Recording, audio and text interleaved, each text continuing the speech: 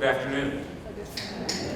It was a Thursday night. It was cold, January 24th, and I was reading, or I was with my daughter, and I'm taking video, and it is the moment, it is the night that I remember for the first time my 6-year-old reading. It was earlier this year.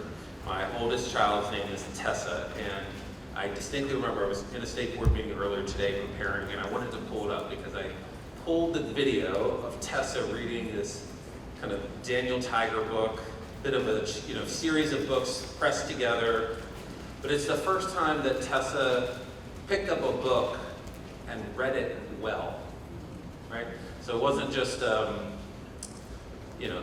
CBC words that were strung together in a little series of books, but it was a book she picked up, she read it.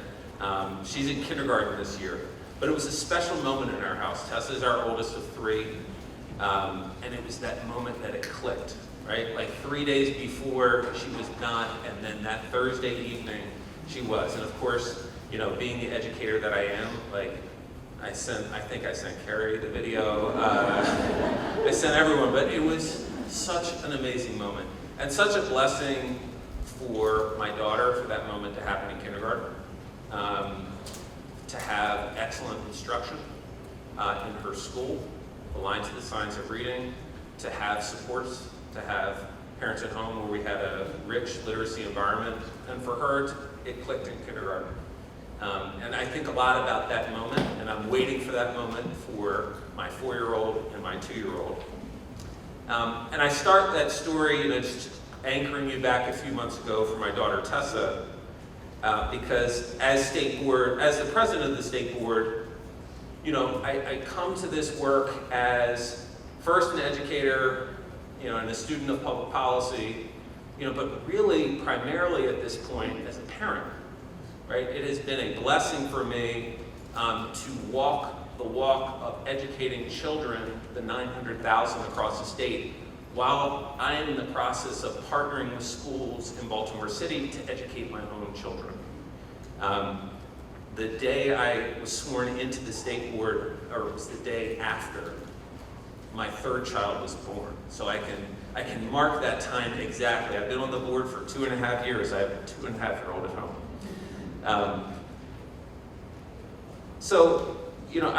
I say all of this to say, the work of educating children is exceptionally personal. It is exceptionally personal for each of you. And as president of the state board, it is that role of father that in many ways has been so informative to how I think about what's most important in the things that we focus on. When I think about our literacy policy, this is the most important work that we can be doing, ensuring that our children are able to read. The late Congressman Elijah Cummings said, our children are the living messages we send to a future we will never see. For as a community, it is the dreams and the expectations that we set for other people's children that demonstrate our collective value for one another and our belief in the future.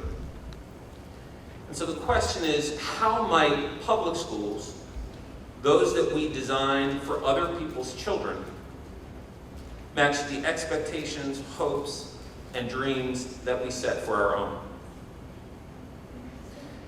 I fundamentally believe in the greatness of all of our children in Maryland, and you all do too. That's why you're here in the middle of the summer. Our goal and our task is to build a system that truly matches their potential. And I'd argue to you that we're not there yet. We, the adults in the room, have a lot of work to do. I'd say you all are well ahead of the game. This is how you are using your time, but collectively in Maryland, we've got a lot of work to do to build our systems of public education to match the potential of our children.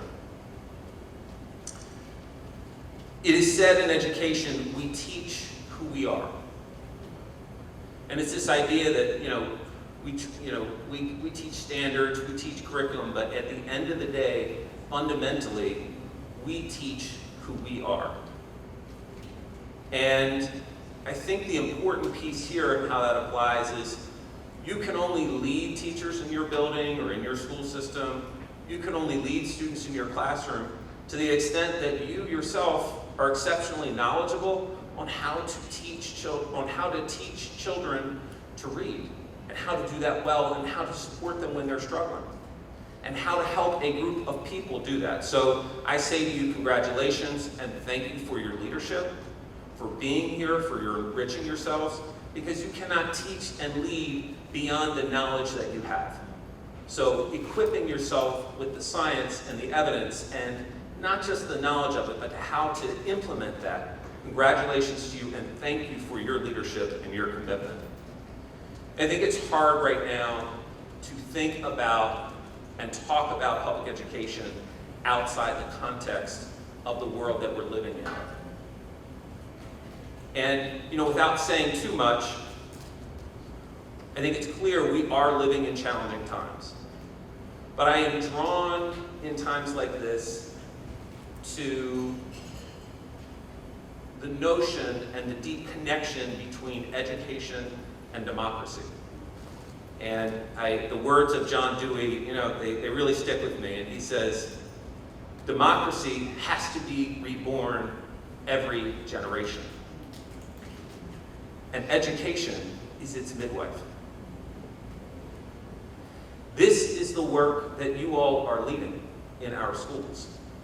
You are delivering the future of our country and of our state and of our communities. And to me, and as I understand it, this is not theoretical, right? The ability for a child to read opens up all of the other opportunities that school affords. And so at its core, first, teaching a child to read and ensuring they are nurtured and loved, and those two actually go together inextricably, right? Feeling success and connection to school through reading, right? They go together. That is the foundation, not just of their future, which it is, but also the future of what we call our community or our country. So I just want to thank you and ground, this notion that education is a lowercase p political act. You are choosing to invest in the future of our country, and so I just want to thank you. Last thing I'll say, and I'll shift in before I turn it over to Dr. Wright. We in our state of Maryland are in a place where we are so fortunate right now to have this deep investment in public education. It is quite frankly unique in this country to have a state that is doubling down on investments in public education through the blueprint for Maryland's future. But I cannot underscore enough that we must ensure the best use of those funds to yield the return on this investment in public education. And I would argue, and we have at the state board, that there is more work we must do if we're actually going to see the outcomes that the general public expects. The general public expects to see improvements in reading and mathematics. And we're seeing some of that. But there is more strategy work that must be done. And that is a big piece of why at the state board, we are so focused on what I will broadly call, and Richard Elmore has called for termed long ago, this idea of the instructional core. If you read the blueprint, it's not the focus. It really builds around some assumptions about the instructional core. And I would argue the work that you all are doing here and that you're leading in your schools of ensuring that we are truly providing excellent public education in the work that we're doing in schools, making sure that we have students in school, ensuring that they're receiving excellent instruction. When they don't immediately, or if they don't have initial success, that then we have MTSS supports in place, and we have systems that actually help us know how to respond, and we have teachers that are supported with professional learning to help them get better at that. That work with the instructional core, and I should also mention ensuring that we have really high quality instructional materials as a part of that. That is the work that we've really got to focus on, and we've got to get right if this investment in our public schools is going to work. The board, we've been very focused on this. You may be familiar, we passed a resolution in January of 2024 calling for the adoption of the science of reading. We passed a literacy policy, as you may be aware of, where we outlined key pieces of what ought to be done in schools and districts. In October of 24, we're doing similar work in mathematics, and we are working on school accountability measures to refocus school-based and district-based accountability in a way that we have not focused necessarily as a state in recent years. So who better to tell us about that than our superintendent, Dr. Carey Wright. It is truly my privilege to introduce her to you today. Almost 2 years ago, my colleagues and I at the state board, we set on a path to identify a leader with a unique set of skills and qualifications. We wanted a person who had deep work and knowledge in schools, a schools person. Person who really understood what it took to lead the work in our 1,400 schools. We also really wanted somebody who knew how to be a superintendent and who had experience in district leadership. And we knew, we needed somebody who had unique knowledge of the Maryland context. This can be a tricky place. We have a lot of pride in our public schools. We also have a lot of intricacies. We have a large policy-making ecosystem, which is great. We have so many people that are passionate, but it makes it challenging to actually move reforms. Got to bring everybody along in that way. And so we needed somebody who had that context. We knew that with this once-in-a-generation opportunity with the blueprint, we knew we needed someone who would truly hit the ground running in mobilizing that education landscape and make sure we were poised and focused on yielding the results for public education that the public expects. And thankfully, Dr. Wright answered the call. She agreed to serve as interim superintendent, and after an extensive national search, she was appointed to a 4-year term earlier the beginning a year ago, July of 2024, a 4-year term.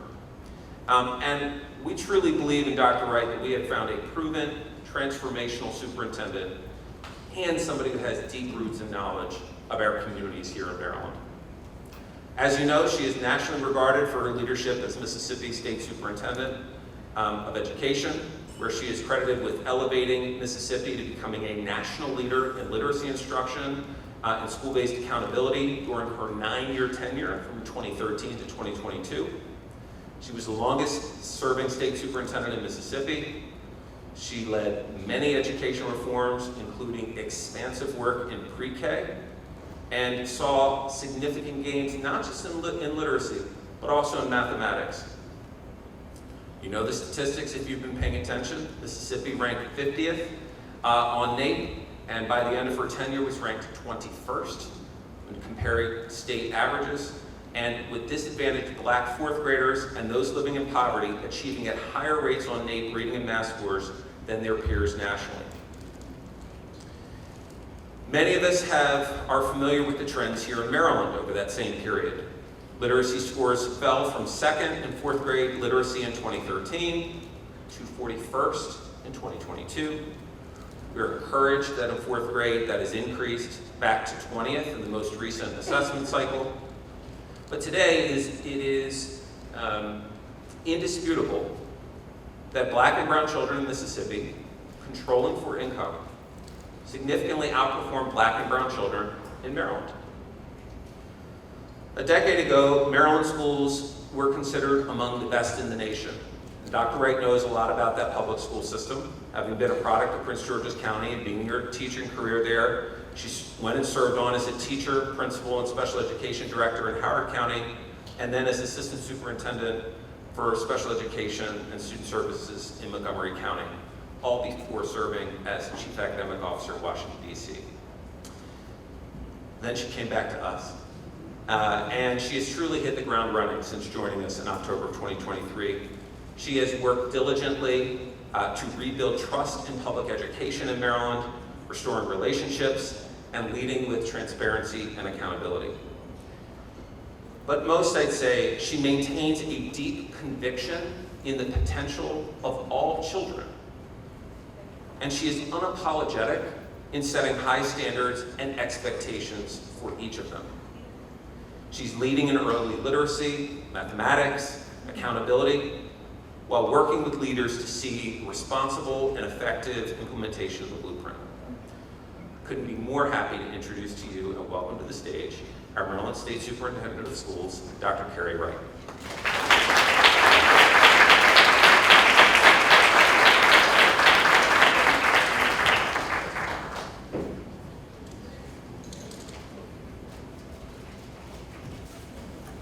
Well, good afternoon. So I want to tell you a really quick story because it brought back a memory watching Daryl up here trying to dance to the jazz. I was down in Mississippi was getting ready to do a presentation down on the coast, and the gentleman that was running all the technology, he kind of waved me over before the whole thing started, and he said, do you have a walk-up song? And I'm like, a walk-on song? I said, no, I don't think I got a walk-on song. He goes, well, if you had a walk-on song, what would it be? It took me about 2.5 seconds, and I said, Uptown Funk. And he said, that's it? I said, that'd be it. So I walked back down, sat down, and got the introduction. I swear to you, I couldn't have been in my seat more than 5 minutes between the time I sat down and the time I got introduced. Boom, Uptown Funk came on as on the stage. So Daryl, it can happen to you too.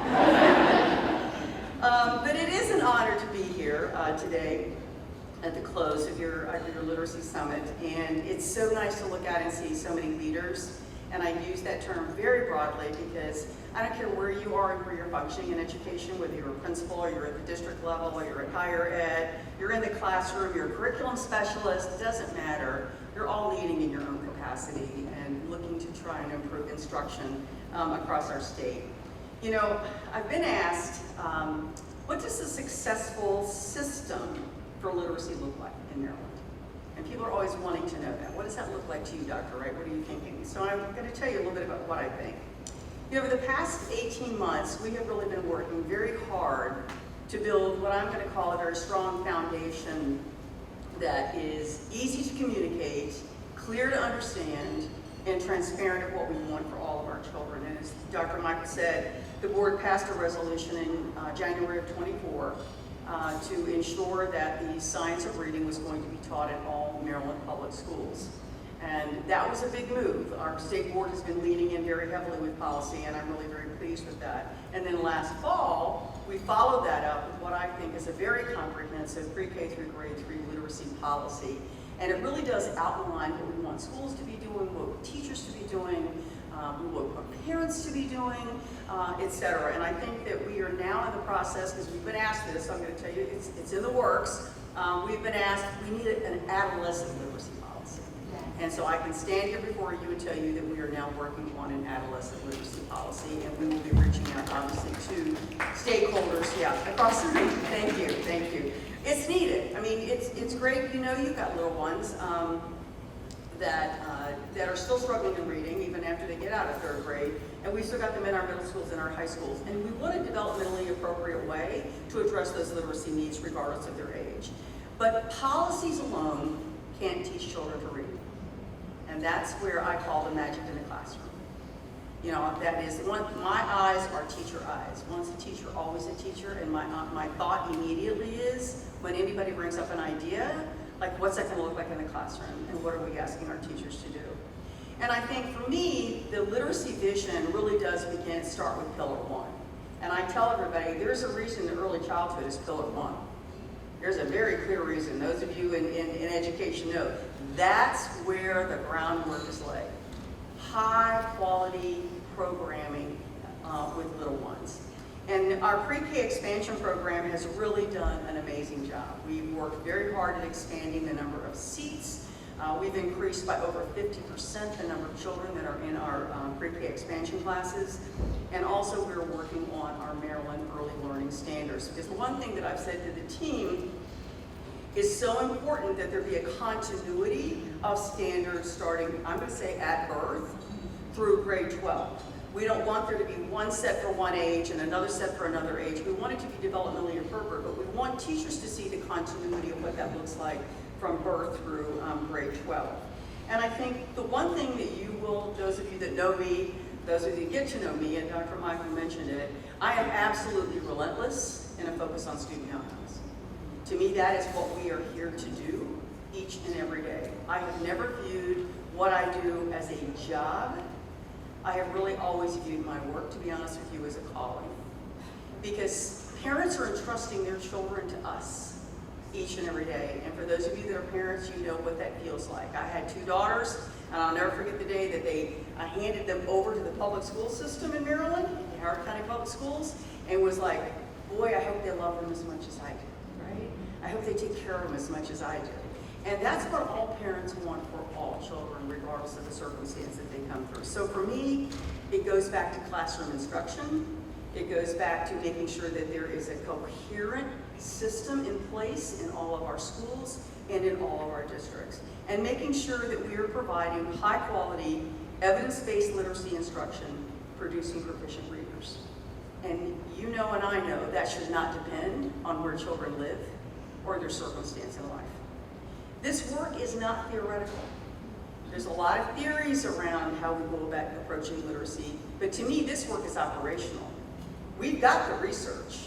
We know what the research says. And I'm very clear on that, and using evidence-based and research practices. That's where I start. I don't start with, well, somebody thought this was a good idea, right? Because not being a good idea or whether it's a good idea or not, these are children's lives we're dealing with. As a principal, I used to say, you need to teach each day like this is the only day they've got. Because when today ends, you can't get today back. And you've got to start again tomorrow. So we need to be really clear on what kind of research that we're putting in our teachers' hands and helping and building our teachers' capacities. But I think this is a shared responsibility. This isn't just a classroom teacher's responsibility. I mean, ultimately, that is where the magic happens, is in the classroom. But when I think about this shared responsibility, I think as state leaders, I view my role very clearly as to set a clear direction and then provide the support and resources that students need, teachers need, and leaders need, and district leaders need in order to execute on this. It is not my job simply to say, this is what we need to be doing. It is my job and the agency's job to support you in your work. And as I've talked with my Teachers Advisory Council, my Principals Advisory Council, my Superintendent's Advisory Council, I've got a Family Advisory Council, and I'm starting a Student Advisory Council. I want to know what it's like from your eyes. What do you as teachers need? What do you as students need? I had a student advisory in Mississippi, over 100 kids, amazing children. And let me tell you one thing I learned real quick. You want to know what's really going on? Talk to a high school kid, and they'll tell you. And it was great because it was a chance for me to see what was actually happening in schools. District leaders are responsible for making sure that all the curriculum are aligned, that they're using high quality instructional materials. They're ensuring that their teachers have high quality instructional materials. Principals and coaches are developing school culture. Kids need to feel needed. They need to feel wanted. Josh mentioned they need to feel loved. They need to feel seen. And that's all that culture building thing that I think our principals do, teachers do as well. And then teachers and specialists come alongside and deliver on that kind of instruction that we're expecting in classrooms. Library media specialists. Lord knows I put mine to work as a principal. I think she had the same kind of schedule my classroom teachers had. It was always with children, always about reading, always about how to access media, how to access the resources so that they could take that back to the classroom. And last but certainly not least are our family and our community partners. We cannot do this work alone. We cannot. We have them for this amount of time, and parents have them all the other amounts of time. So how do we equip our parents to feel like they are contributing members to this whole thing and that they know and have in their hands what they need in order to work with their children at home? I think that one of the things that we think of, I can't say enough about coaches, so you just need to know I'm a huge, huge, huge coach fan. And having seen it work and having seen the power of a strong coach who knows the science of reading, who knows how to work with adults, side by side, hip to hip with classroom teachers, giving that feedback, modeling those lessons, helping other teachers in the school, helping the teachers within the same grade level. We started in Mississippi monitoring our data by our coach-supported schools versus our non-coach supported schools. And every single year, our coach supported schools outperformed our non-coach supported schools. It was evidence that we used to actually continue to build on that. One of the things that I think is really important is building teacher and leader capacity. I believe all teachers want to do the very best that they can possibly do. I don't believe that there's a teacher that walks in that says, I'm going to screw up this kid today, right? No, they come in wanting to meet every child's needs. Some teachers come with those gifts. You as principals or you as other classroom teachers, you know those teachers. They walk in the classroom and they're like immediately knowing what to do. Others can have those skills built. So I think building the capacity of teachers is really critical, and that means strong professional learning that is aligned with what we're expecting them to do in the classroom. But leaders need that as well. Some of our principals don't come from early childhood. I was in a classroom once and had a preschool teacher say to me, Dr. Wright, can you just talk to my principal? And I said, what about? He said, well, I just came in and was observed, and you're not going to believe what he wrote on my observation. And I said, what did you write? And he said, your children squirm too much. And I said, there are 4. And it was like, she goes, I know. So it was like that aha, you think that people know, but that wasn't his background. Actually, he was coming from middle school to an elementary school. And I've taught just about every grade there is to teach in elementary and middle school, and there's a big difference in teaching a 6th and 7th grader than there is teaching a little one that's 4. And so I think that professional learning needs to take place. We've already started trying to train all the coaches that currently exist. So if you've not heard about that, I need you to know that. If your district has a coach in literacy and mathematics, let us know, because we are now holding regional trainings for our coaches around the state so that they can get that kind of training as well. And if you need to reach out to us, you can certainly reach out to me and I'll put you in touch with those that want to do that. We're in the process also, I want you to know, of vetting materials. People have been saying, well, I don't really know what high quality instructional materials look like. You know, we want to make sure that we're purchasing what we need to purchase, but we're not sure. So what the team is doing at the agency, we are now going through the most commonly used, and looked at across the state to find out what you're using, the most commonly used materials, and we're putting them through a vetting process to develop a list of what we consider high quality instructional materials in both literacy and mathematics. And that will be coming to you, so you can be looking for that. We also, starting in 26-27, the policy is also requiring student reading improvement plans for anybody in grades PreK through grade 3 that is experiencing difficulty with reading. And along with that, we are also requiring that parents be notified. But not just parents being notified by sending a letter home to Carey's mom and saying, Carey's having trouble in reading. But no, it's Carey's having trouble in reading, and here's what we are doing specifically to help Carey get better at reading in our building. And then those letters need to be going home on a regular basis. Now, there's been some misnomer about the reading improvement plan. It's a template. It contains the materials. If a district wants to develop its own student reading improvement plan, that's fine. We just need to make sure that it has the criteria that we put out, but that's up to you to do that. Dr. Michael mentioned it, and I just am a firm believer. Literacy to me is the gateway for everything. My daughter has my grandson is 6, and she said to him about learning to read, and I thought to myself, I've probably said this one too many times. She says, Andrew, do you understand that if you can read, you can learn about anything you want to learn about? And he's still in dinosaurs and all of those kinds of things, you know, anything that's a creature he loves. But it's so true when you think about it. You know, it's not a surprise that your math scores can improve when you're reading, when literacy improves, because children obviously have to read in order to do mathematics as well. But I think the other thing that we need to be thinking about too, and for me, it's very dear to my heart, is the whole idea of equity in our work. Equity means all children are learning. All children are learning. Whether there's a student with a disability, whether they're a multilingual learner, whether they come from a wealthy family or a poor family, all children must be learning. And one of the statistics that I took away so powerfully for me in Mississippi, the state with the highest rate of poverty in the nation, that on every NAEP administration, once I was there and even this past year, our students in poverty in Mississippi outperformed their counterparts across the nation. So it can be done. It can be done. I once had a superintendent stand up and say to me, how do you expect us, true story, in a room with about maybe this size of the room, stood up with all his peers and said, how do you expect us to teach all these poor kids? Yeah. So you can imagine as a state superintendent, I think I'm pretty good at a poker face, but I'm standing up there trying to maintain this poker face, saying to myself, I cannot believe you just said that in front of all these people. So that told me an awful lot about that person, because then I was also saying, if you've got enough nerve to stand up and say that in front of all your peers, what message are you sending to your community and those people that aren't here? So here was my answer. I said, you have to take control over what you've got control over. What do you have control over? You've got control over the student day. Every day, you have control over it. From when they walk through the door till the time they walk out. What are you doing with your master schedule?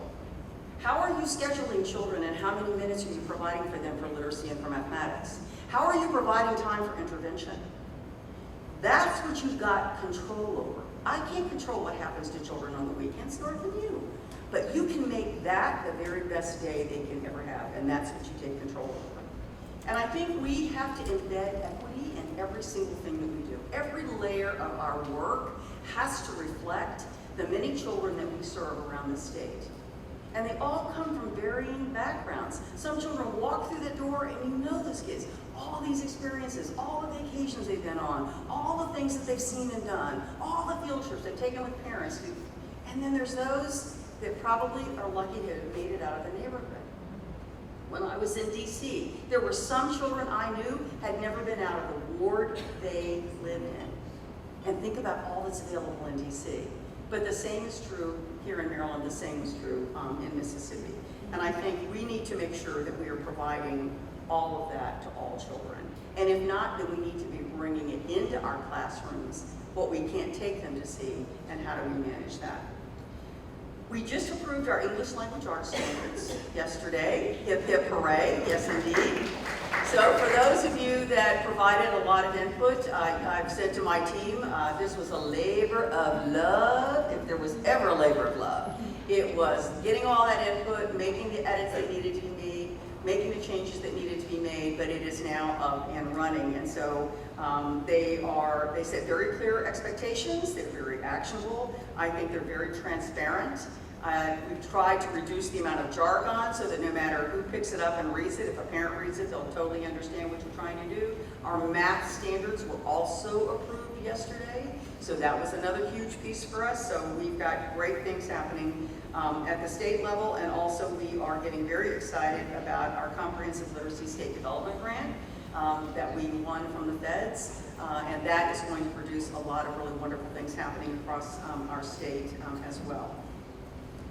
One of the things that we have been very blessed with in Maryland is philanthropy.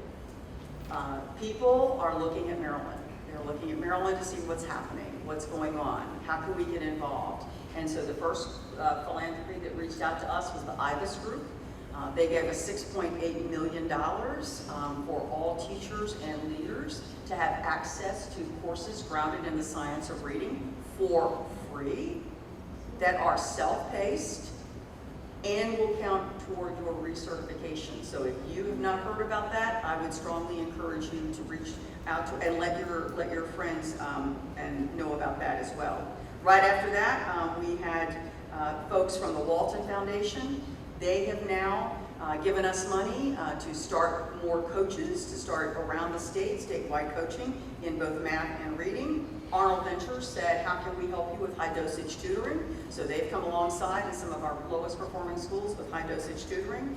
And other philanthropy is still approaching us saying, how can we help? We know you've got the blueprint, but as Dr. Michael said, this to me is like this bolsters the blueprint. I think if you look at the blueprint, you're not going to see a lot of what we've been talking about here today embedded in the blueprint, but it's an amazing place for us to add on to. The blueprint provides a lot of funding for schools. And I think the one thing I want to say is improving education is not a one-year thing. You know, people tease, I was walking in today and somebody said, people refer to it as the Mississippi Miracle for 9 years. I said, this was not a miracle. This was a marathon. Let me be very clear about that. But when you pick the right strategies, and you stick to it, and you lean in, year after year after year, modify according to the data, modify your professional learning according to the data, but you stick with research-based strategies, this work can be done. But it takes all of us working together to get this done. It's kind of like rowing all the boats in the same direction. I think that we want to make sure at the state that you are feeling supported in whatever role that you have. I think it's important for us to also keep reminding everybody, this is about children. This is about making sure that we're monitoring results for children so that we can be looking at our data and saying, what do we need to modify? What do we need to be doing differently in order to get even better gains? You know, in case you haven't noticed, I'm very excited about this work. And I am very optimistic about this work. I believe that this work can be done. I believe in my heart of hearts that Maryland, even though we bounced back to 20th, we can reach right back to where we were not that long ago when we were number 2, if not number 1 in the nation. I was a principal at the time. And I can tell you that on any given year, Maryland was bumping heads with Massachusetts. And we are going to get back to that place. Because I think we've got the talent that's in this room, the talent that exists across the state. I think you've got the talent sitting in your classrooms each and every day. These little ones want to be successful, and you'll hear me use the term little ones, and that's anybody from me that's 4 to 18, okay? So I've got a broad definition of little ones. But they want to be successful as well, and I think that is our job. It's not just about test scores. It's not just about proficiency rates. That is absolutely crucial. But for me, it is access and opportunity. Because the more children have access to high-quality programming, high-level courses, children that may not look like them, may not even live in the same neighborhoods that they do, it's also about the social and emotional well-being of children, just as much as it is about their academic well-being. Because education is life-determining.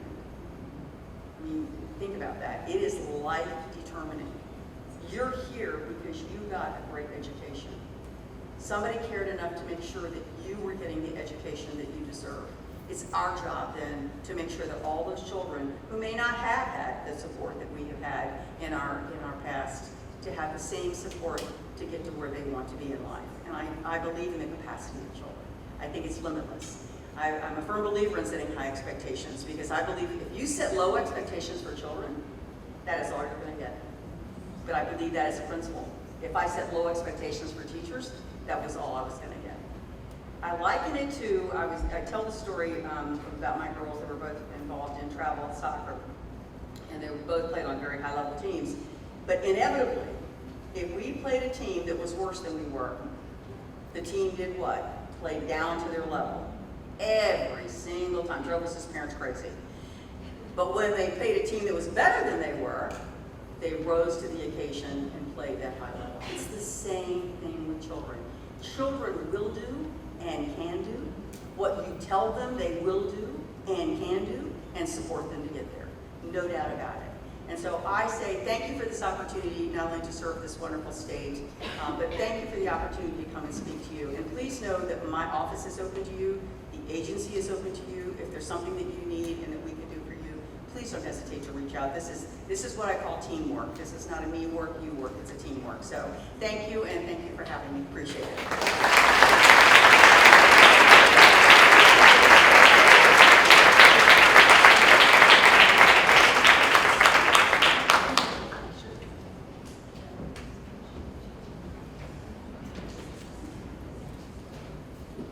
We have Dr. Wright back up on the stage because there's time for some questions, a Q&A session.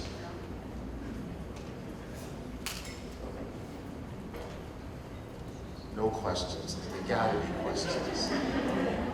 And you know I'm holding the mic, everyone. You know that, right? Okay. Hi, how are you? I'm Eva Garcia, the Dean at Loyola University, Maryland. I want to publicly thank you for all you're doing to position literacy as such an urgent call for all of us. We've been very excited to see all that's been happening around the policy work. We have a number of higher ed institutions who are here today, this past couple of days, and we are excited to collaborate. I wonder if you could speak to what you hope for us as a higher ed community to continue to work together as we move forward on this very important work. Thank you. Great question, thank you. Thank you, and I welcome the partnership. I mean, I think that the one thing that we want to make sure of, obviously, is that all of our teachers that are coming out of your institutions are arriving day one, ready to teach reading and knowing the science of reading. I mean, that to me is absolutely critical. But it is a partnership, so that I think it's important. The more that you know what we're expecting of our teachers, the better equipped you are then of making sure that your teachers are coming in ready to do that. That's the one thing that's to me is the strongest thing. I think that more than happy to come and meet. I've met with the deans and directors, I think, before, more than happy to continue that work. But however we can help you, letting you know what's expected of our teachers in our classrooms, I think that's going to make it a lot easier on your professors as they're doing their work. I've been happy to partner with you. Yeah, thank you.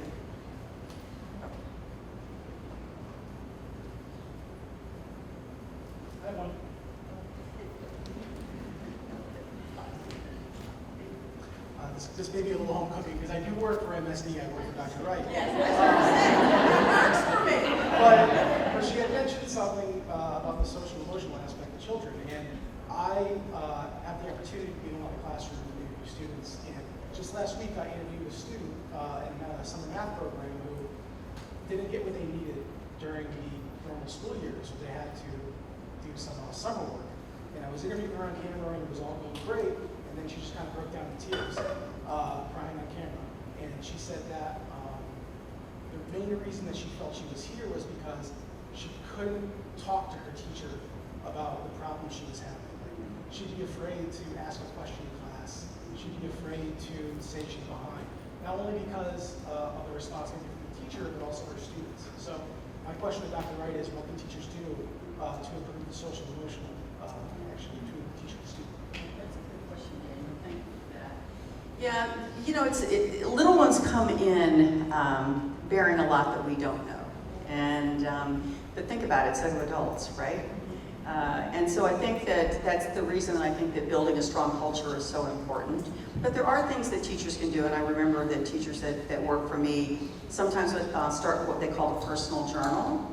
And the personal journal was just something that was kept at the desk, and the last few minutes of the day before the children were getting ready to leave, they could write in their personal journal. So if they were concerned about something or upset about or happy about something, they just left the personal journal right on the desk. So the teacher knew then that she could take the time then to walk through and take a look at the personal journal, kind of get a sense of what was going on. I think that's one reason we really need to take advantage of our school counselors. I can tell you the school counselor I had, she taught in classrooms, she met with small groups, she met with individual children, she formed, I'm going to call it Java-like groups, but if they're children that maybe have been going through, parents just going through divorce, she might have pulled those kids separately. I just think that we have to be thinking and knowing our community so well as to what those needs might be. I had a school psychologist I did the same thing with. It wasn't just to come in and test. That was so not a good use of her skills. When you think about a person that's gone through and got a degree in school psychology, no, actually they can be doing the same kinds of things that school counselors can be doing. So I think we have to rethink sometimes what we do. How are you training your school nurses? You know, I mean, think of all these little ones that all of a sudden have a headache, right? The high flyers that end up in the room. So that's another resource that you can sit down and have a conversation with and say, just please let us know if a little one is coming in at math time every day. So it's just being cognizant, I think, of what's going on, and then making sure that you are trying the best that you can to make sure that they're feeling included. Little ones that are shy may need to be paired up with others on those kinds of activities. I'm not telling you anything you don't already know. The one thing I'll say to you is it's got to be purposeful. It's got to be purposeful. I remember one year we had so many that were having behavioral issues that I started assigning an adult to that child just for check-in. So when the school door opened, that child walked through the door and it was, Josh, you're at school today, it's so good to see you. That's all it took. Or stopping in at lunchtime, or stopping in at the end of the day. But it was somebody that let them know that they were noticed as they were coming in the building. But it was very purposeful. It's not something you can leave to accident. And I think coming out of the pandemic, to be honest, we've got a lot more kids that are struggling socially than we did, I think, before the pandemic even set. So that's going to have to be something that you can sit down with your school team about and really have that conversation about what would that look like. I was a big PBIS principal we rewarded kids for everything, we recognized kids for everything, we celebrated everything, and it was amazing how much that can really, like that flywheel effect, really spilled over into behavior. But it was a conscious decision on the school leadership team's part to even head in that direction. So I just think whatever the work has to be, it has to be purposeful.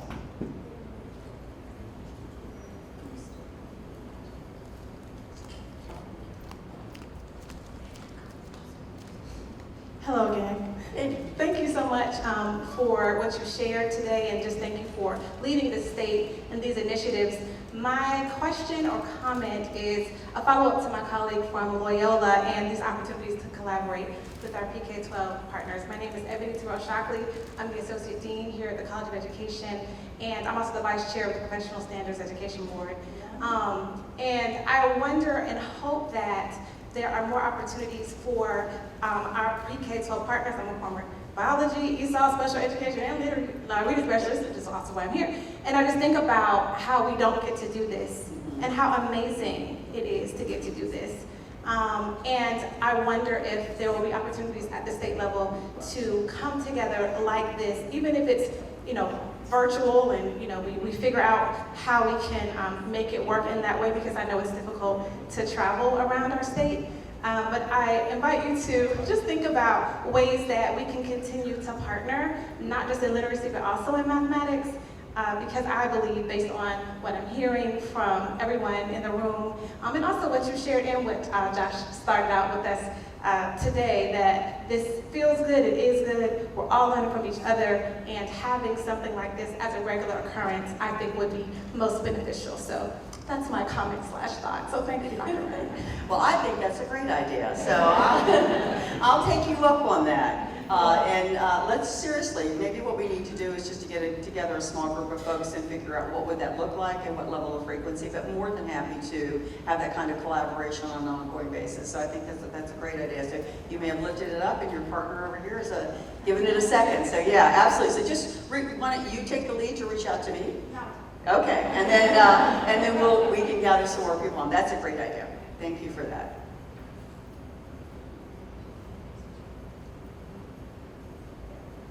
So I'm the last thing that's standing between you and leaving. Is that it? No, I just want to say thank you again. I know it's been a long day and a couple of days for you. So thank you for what you do each and every day for the children of the state. It does not go unnoticed, the work that you do and how hard you are working at it. This is not easy work. If somebody wanted an easy job, they wouldn't have picked this one. And so I thank you for that, and for the dedication that you give your schools and your children and your communities each and every day. We're in this together, and we're in this for the long haul, and the beauty of it is our children are only going to be the beneficiaries of all of our hard work. So thanks so much, and safe travels.